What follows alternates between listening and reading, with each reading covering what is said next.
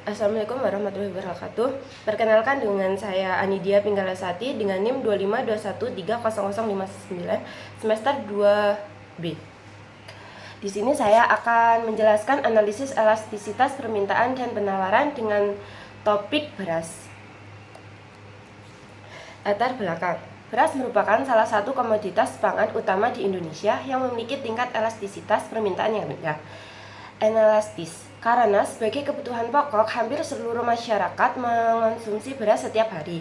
Oleh karena itu, perubahan harga beras meskipun relatif besar hanya berdampak kecil terhadap kuantitas permintaan, namun berdampak signifikan terhadap pengeluaran konsumen dan stabilitas ekonomi. Identifikasi faktor elastisitas. Yang pertama yaitu ada analisis substitusi, yaitu substitusi terbatas jagung, singkong, sagu karena kurang populer dan tidak sepenuhnya menggantikan nasi. Implikasi elastisitasnya yaitu makin analitis. Yang kedua, kebutuhan pokok. Kebutuhan pokok primer, konsumsi tetap membeli meski harga naik, hanya mengurangi porsi atau mutu. Implikasi elastisitasnya yaitu makin inelastis. Yang ketiga yaitu proporsi dari pendapatan. Untuk rumah tangga miskin, belanja beras bisa mencapai 15-20% pengeluaran pangan. Namun untuk kelas menengah ke atas, proporsinya kecil karena miskin agak lebih elastis dan kaya sangat inelastis, secara agregat tetap inelastis. Terus ada jangka waktu. Jangka waktu itu ada dua, yaitu jangka pendek, sangat sulit mengubah kebiasaan makan, dan yang kedua ada jangka panjang, yaitu bisa beralih ke karbohidrat lain atau mengurangi konsumsi. Implikasinya yaitu semakin panjang semakin elastis. Yaitu ada prediksi nilai dan sketsa kurva. Kurva permintaan beras berbentuk curam karena konsumen tetap membeli hampir dalam jumlah yang sama meskipun harga naik drastis. Secara teknis, koefisien elastisitasnya hanya min 0,4 inelastis. Berbentuk curam ini mencerminkan bahwa beras adalah kebutuhan pokok tanpa substitusi yang setara. Kebiasaan makan sulit berubah dalam jangka pendek dan masyarakat tidak punya pilihan lain selain tetap membeli. Yaitu ada kurva penawaran. Beras berbentuk curam karena jangka pendek karena petani tidak bisa langsung menambah produksi saat harga naik. Beras membutuhkan waktu tanam 3-6 bulan, lahan terbatas, dan cuaca tidak bisa dikendalikan. Akibatnya, meskipun harga naik tinggi, jumlah beras yang bisa ditawarkan hanya meningkat sedikit. Kurva menjadi curam seperti jalan tanjakan yang terjal. Yang ketiga ada gabungan dari kurva permintaan dan penawaran. Kurva permintaan dan penawaran beras sama-sama berbentuk curam karena keduanya di sisi pasar. Dari sisi permintaan, konsumen tidak bisa berhenti makan beras meskipun harga naik. Dari sisi penawaran, petani tidak bisa langsung menambah produksi meskipun harga naik. Akibatnya, kurva D dan S hampir vertikal. Ketika terjadi guncangan seperti gagal panen, kurva penawaran bergeser ke kiri dan harga melonjak drastis, sementara kuantitas hanya turun sedikit. Yaitu ada metode titik tengah. Yaitu rumus metode titik tengah yaitu Q2 dikurang Q1 per Q1 tambah Q2 sama dengan per 2 per P2 kurang P1 per dalam kurung P1 plus P2 tutup kurung per 2.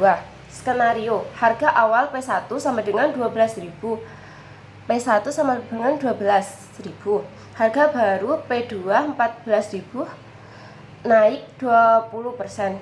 Kuantitas awal Q1 sama dengan 100 unit indeks.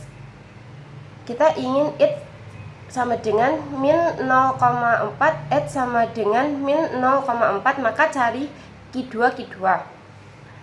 Min 0,4 sama dengan Q1 kurang 100 per dalam kurung 100 plus Q2 dalam kurung per 2. per 14.400 dikurang 12.000 per dalam kurung 12.000 plus 14.000 tutup kurung per 2. Sederhanakan penyebut harga. P sama dengan 2.400 rata-rata harga dalam kurung 12.000 plus ditambah 14.400 tutup kurung per 2 sama dengan 13.200.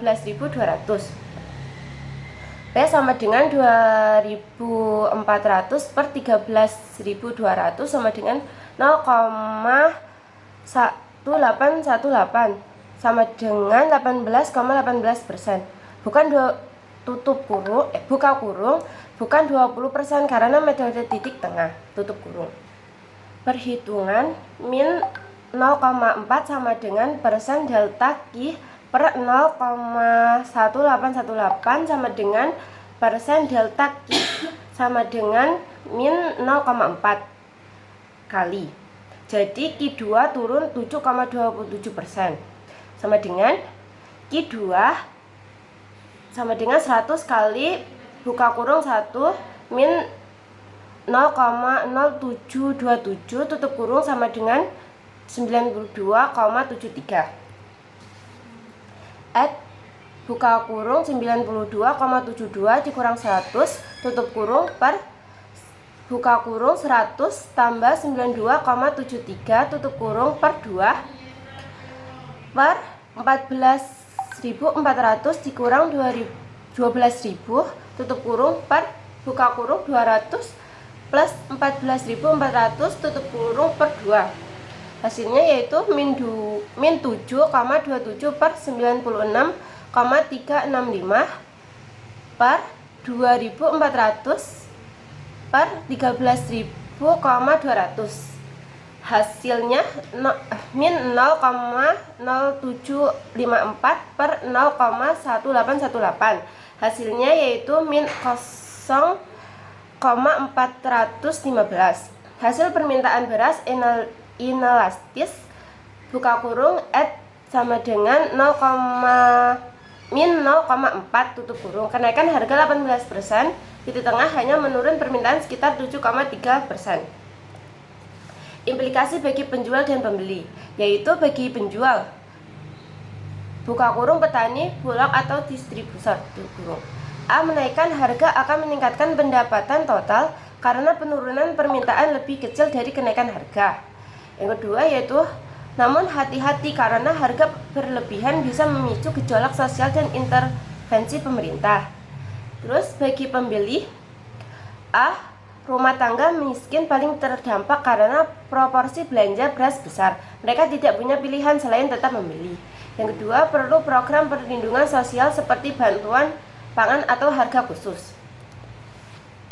Yaitu kesimpulannya, A. Permintaan beras bersifat inelastis sama dengan min 0,4 karena merupakan kebutuhan pokok, substitusi terbatas dan kebiasaan makan yang sulit berubah dalam jangka pendek.